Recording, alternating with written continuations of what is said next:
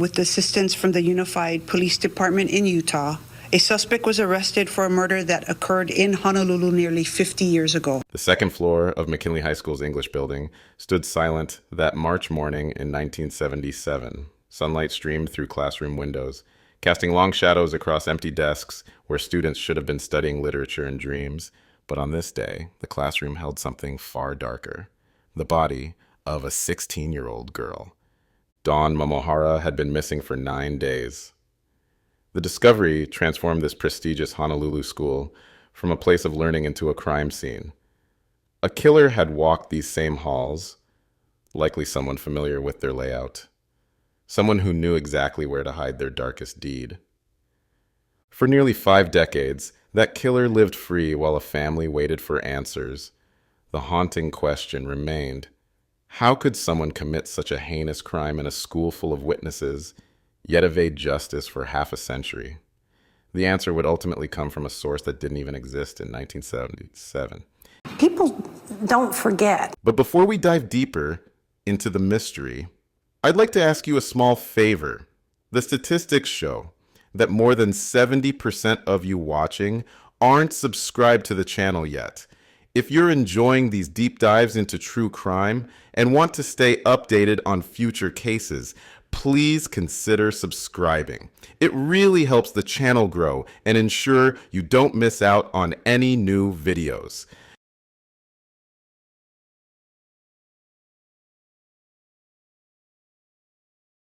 In 1977, McKinley High School was the pride of Honolulu's education system. Its hallways buzzed with the energy of ambitious teenagers.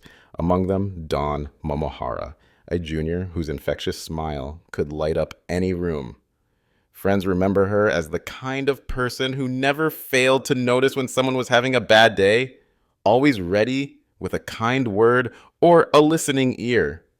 Dawn was more than just another face in the crowd. Her teachers praised her diligence and creativity, particularly in English class, where her essays often stood out for their thoughtful depth. She had dreams of becoming a writer, filling notebooks with stories and poetry that hinted at a promising future. But it wasn't just her academic prowess that defined her. Dawn was known for her ability to bridge social circles, equally comfortable chatting with the quiet students in the library as she was with the popular crowd at lunch. At home, she was the daughter who always remembered to call when she'd be late, who helped her mother with dinner preparations, and who had already started thinking about college applications despite being only 16. Her bedroom walls told the story of a typical teenager in the late 70s. Posters of popular bands mixed with family photos and academic achievements. The Hawaii of Dawn's world was different from the tourist brochures. Beyond the pristine beaches and swaying palms, it was a place where local families built strong communities, where neighbors knew each other by name, and where a teenage girl could still believe in the inherent safety of her school grounds. The Ala Moana shopping center, where Dawn would spend her final moments of freedom, was more than just a mall. It was a social hub where island life merged with emerging mainland trends.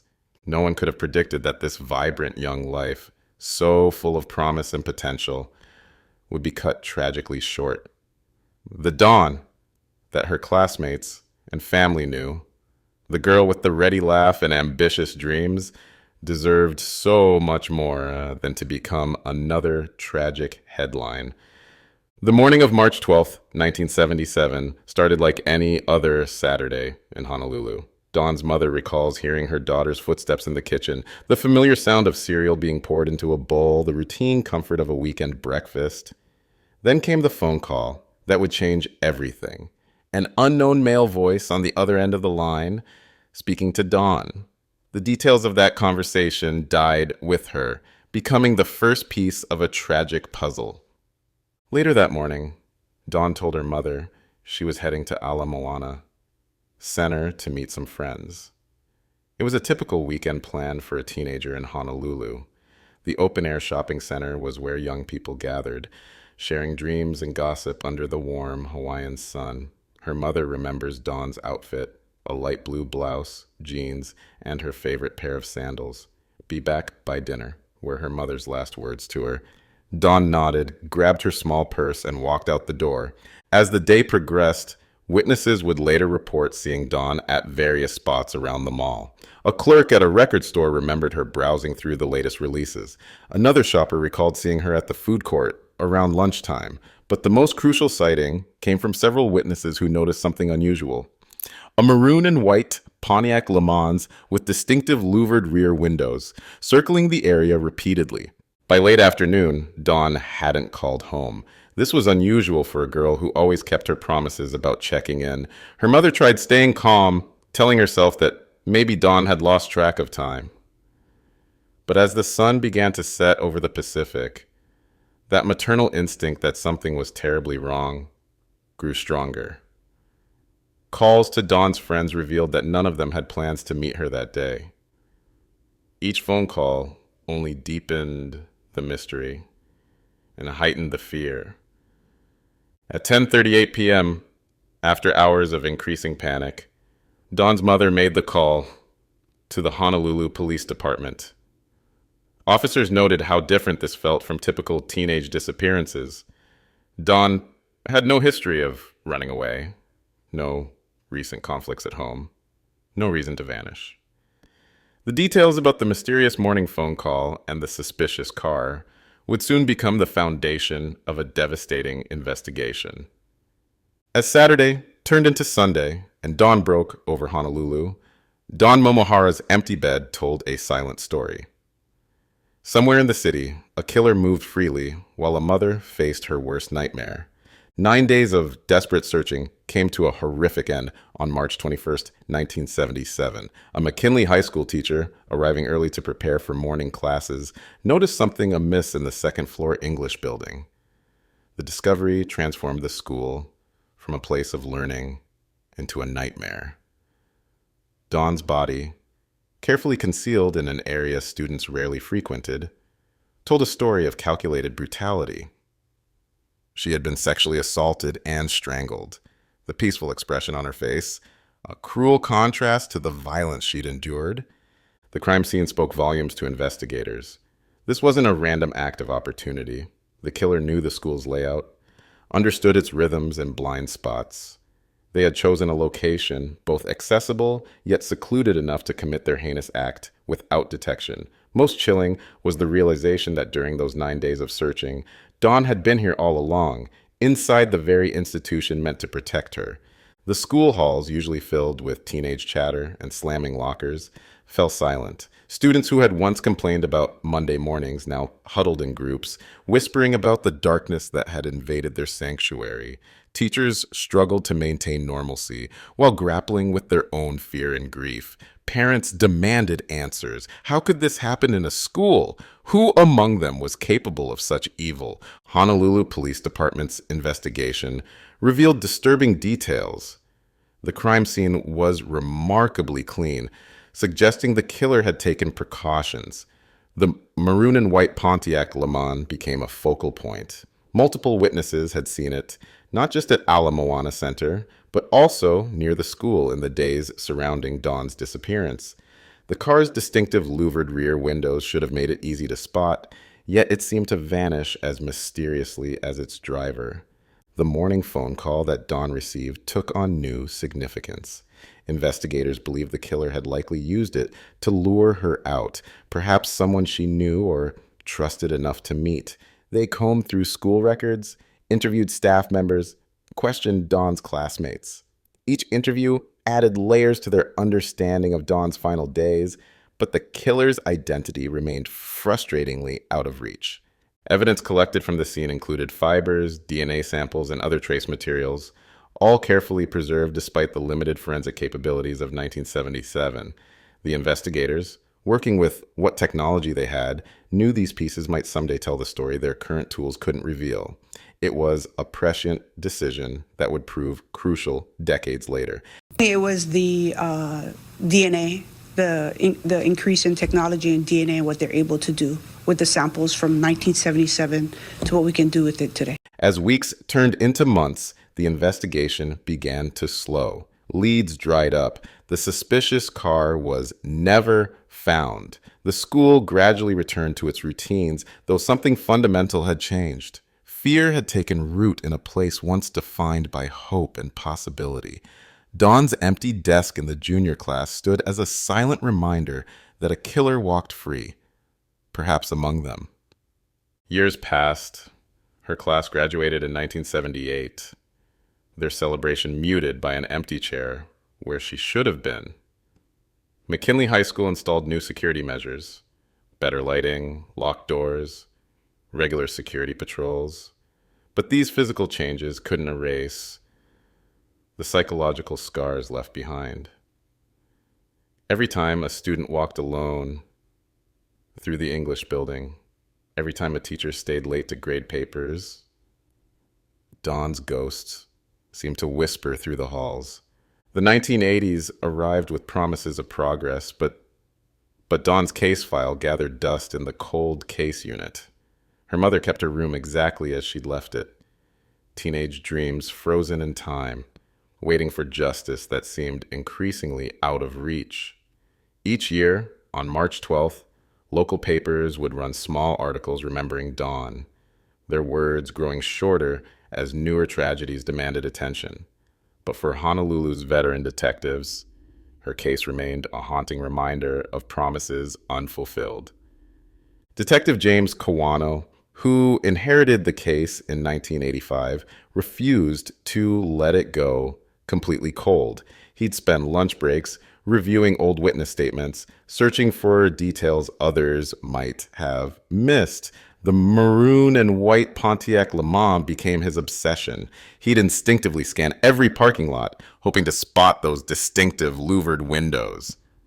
"Someone out there knows something," he'd tell rookie officers, pointing to Dawn's file. "And someday they'll talk." The 1990s brought new hope with the advent of DNA technology.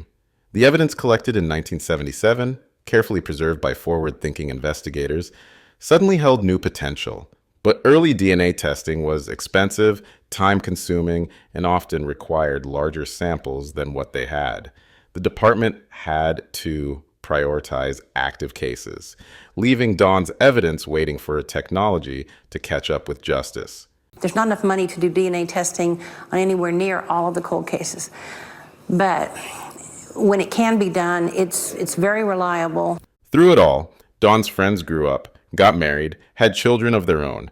They'd drive past McKinley High School and remember the girl with the bright smile and endless potential. Some became particularly protective of their own daughters, haunted by the knowledge that evil could hide in familiar places. The community changed too. Ala Moana Center expanded. Old buildings came down, new ones rose up.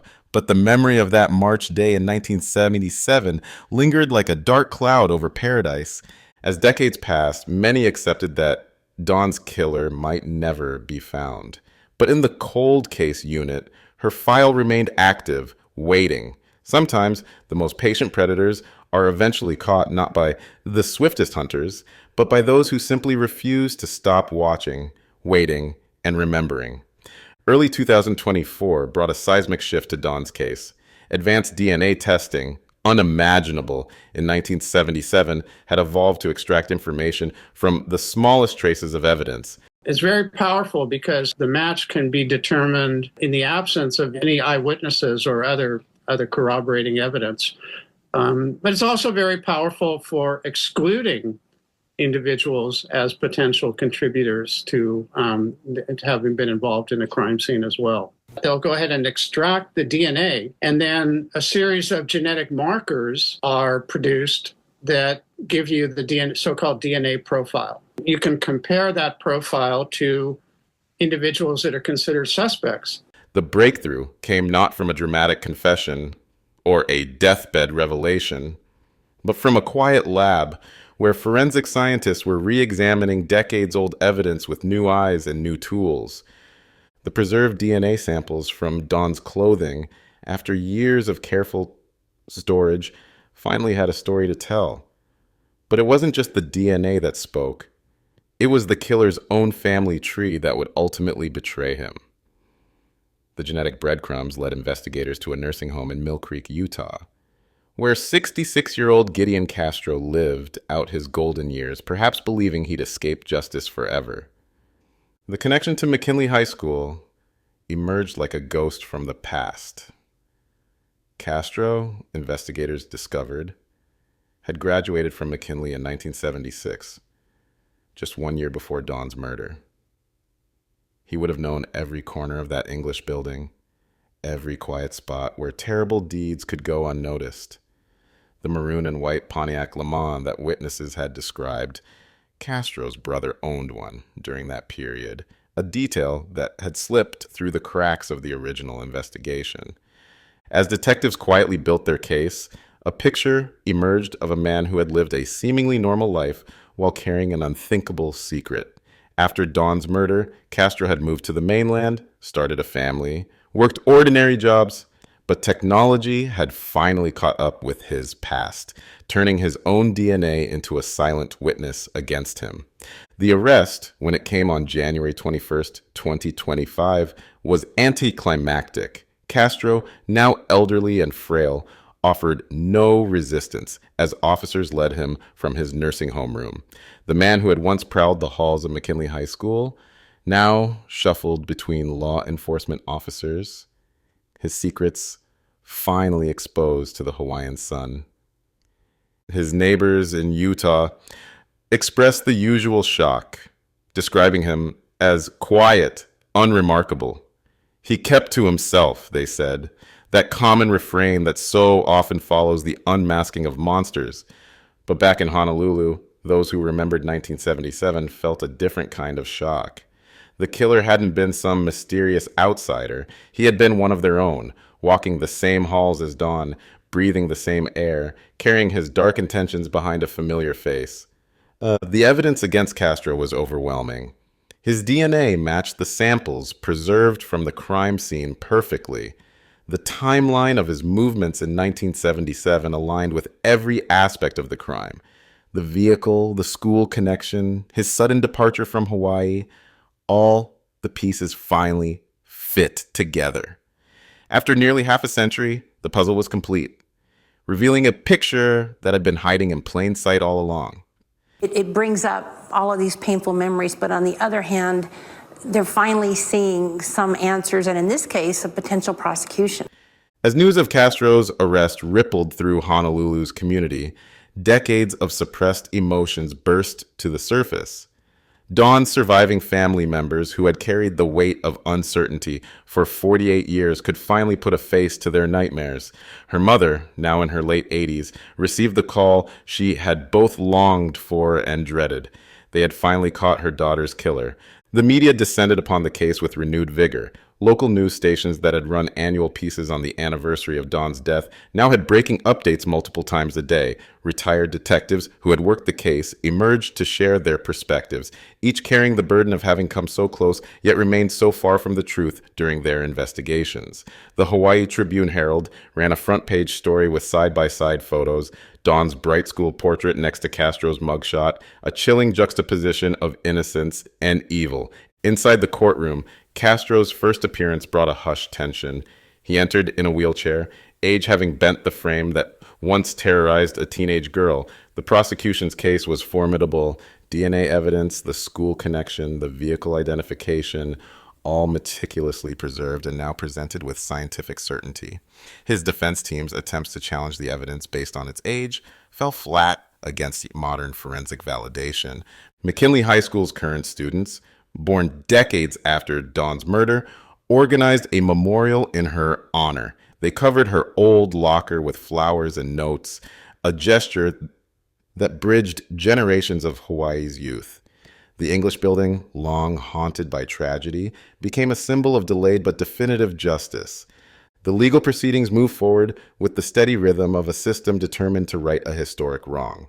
Castro, faced with overwhelming evidence, had little room for denial. The same halls where he had once walked freely as a student, then later as a killer, would now witness his final act, facing justice for a crime that had haunted Hawaii for nearly half a century.